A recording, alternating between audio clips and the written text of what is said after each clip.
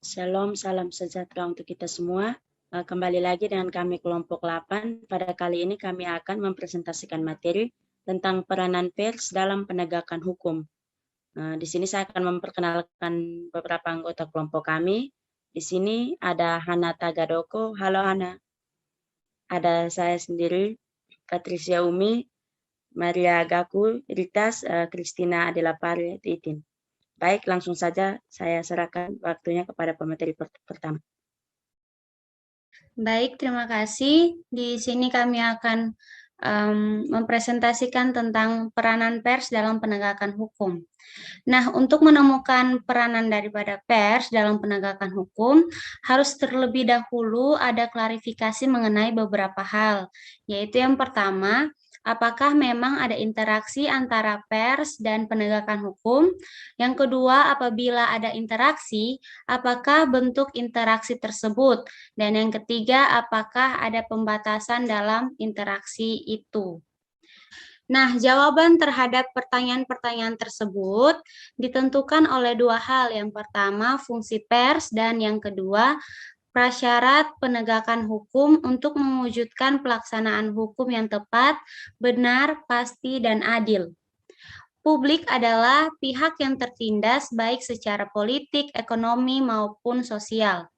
Nah, dalam susunan demokratis pun hal ini dapat terjadi.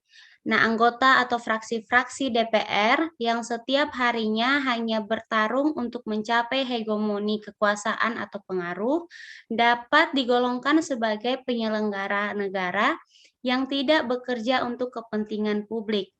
Para anggota yang terhormat ini hanya memaknai secara harfiah atau parlemen sebagai tempat beradu omong atau paloba-loba omong.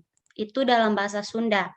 Nah, yang kedua, pers harus bebas atau merdeka, baik dalam makna independen maupun kebebasan berekspresi, pada umumnya kebebasan berpendapat atau menyalurkan pendapat. Perlu dicatat, yang paling esensial dalam kebebasan berpendapat adalah kebebasan berbeda pendapat. Selanjutnya, mengenai penegakan hukum yang kurang menyadari eksistensi kemerdekaan pers sebagai salah satu pilar demokrasi, bukan saja dapat mencederai fungsi-fungsi pers merdeka, tetapi seluruh tatanan demokrasi, begitu pula sebaliknya.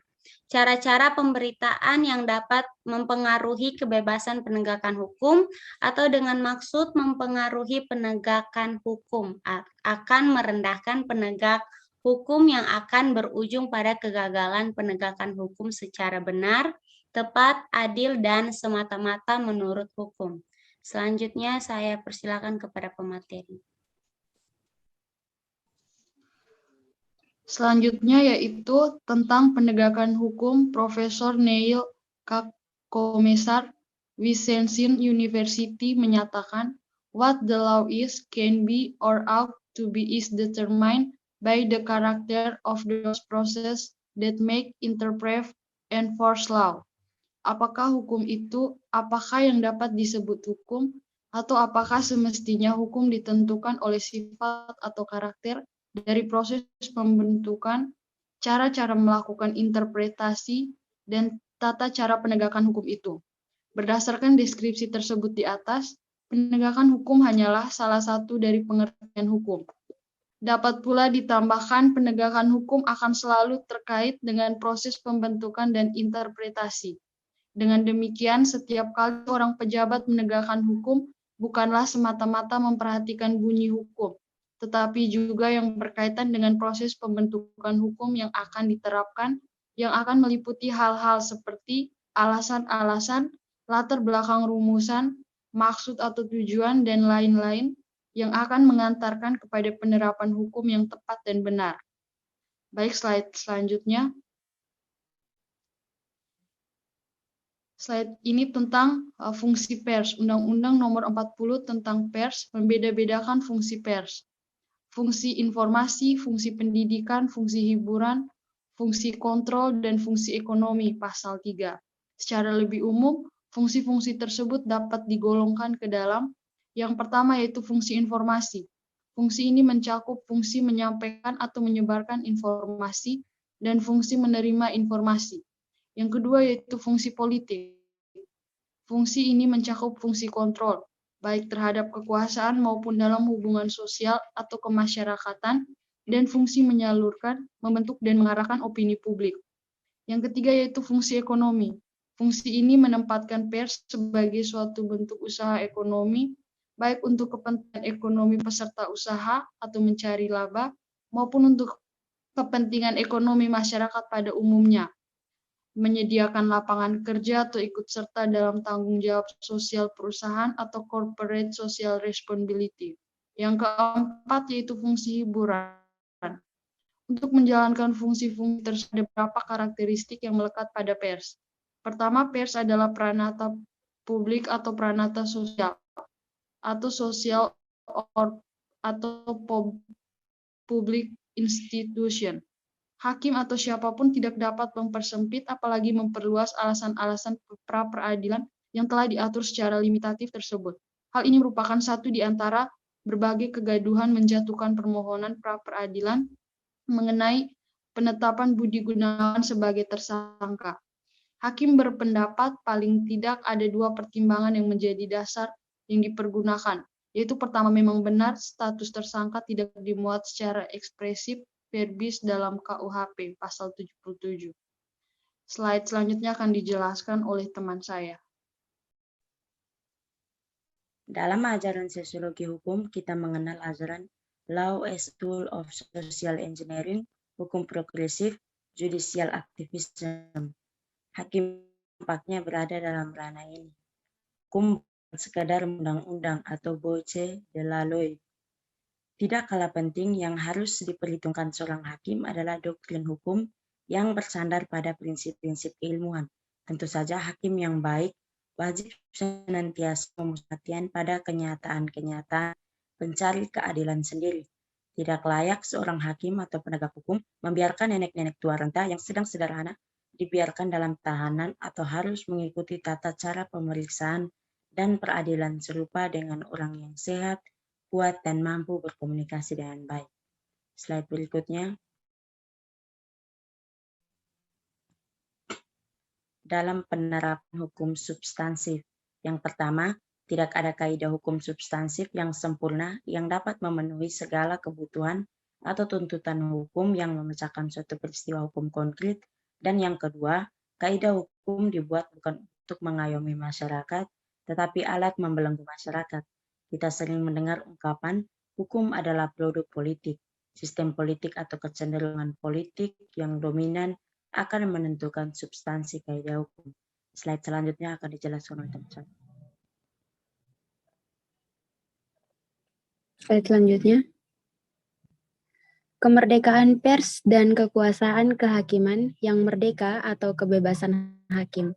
Kemerdekaan atau kebebasan pers dalam masyarakat yang mendambakan demokrasi, menjunjung tinggi hak asasi, dan masyarakat yang mendambakan kemajuan dipandang sebagai sebuah kemestian. Menurut American Press Commission, kemerdekaan pers merupakan sesuatu yang esensial untuk kebebasan politik. Ketika seseorang tidak dapat secara bebas menyampaikan pikirannya kepada orang lain, maka tidak akan ada jaminan kebebasan. Apabila ada kebebasan berekspresi, berarti sesuatu permulaan kehadiran suatu masyarakat bebas, dan itu berarti bahwa telah ada semua hak atas kebebasan. Slide berikutnya. Kemerdekaan pers juga penting dari segi hak asasi manusia.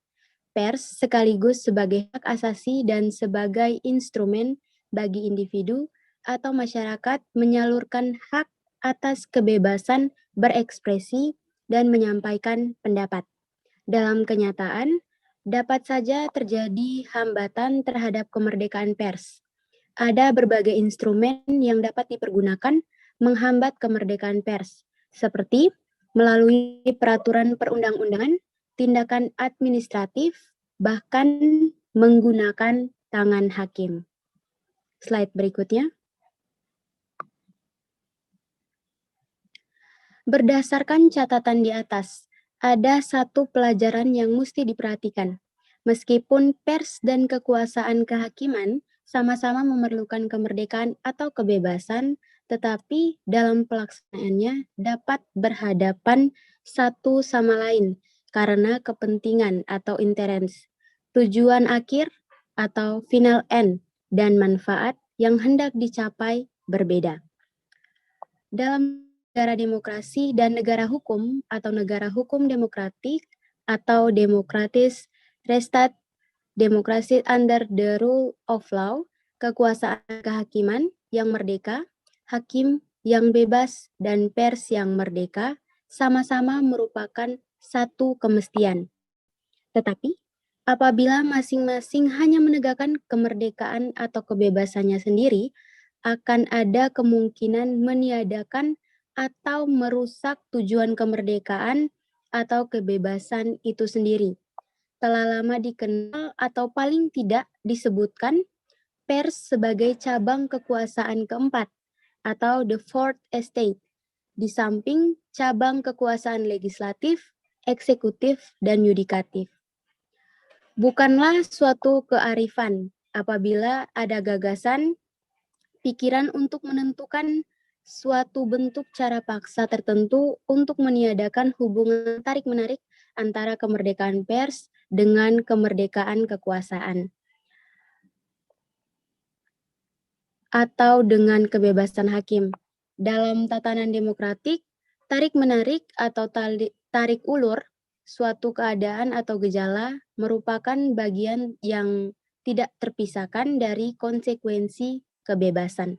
Tarik-menarik merupakan salah satu cara menemukan kebenaran atau sesuatu yang lebih benar, sepanjang dilakukan secara terbuka, bebas, atas dasar prinsip-prinsip persamaan. Biarlah publik menjadi penguji akhir bagi setiap bentuk tarik-menarik yang dilakukan tersebut. Oke, baik, itu saja presentasi dari kelompok kami. Jika ada kesalahan dalam presentasi dan juga ada yang menyinggung, kami mohon maaf. Semoga materi yang telah kami sampaikan bermanfaat dan dapat dipahami oleh teman-teman. Jika teman-teman ada saran, kritik, dan pertanyaan, mohon teman-teman komen di bawah. Jangan lupa like, Komen, subscribe, and share ke teman-teman yang lain. Bye-bye. dah. Dah.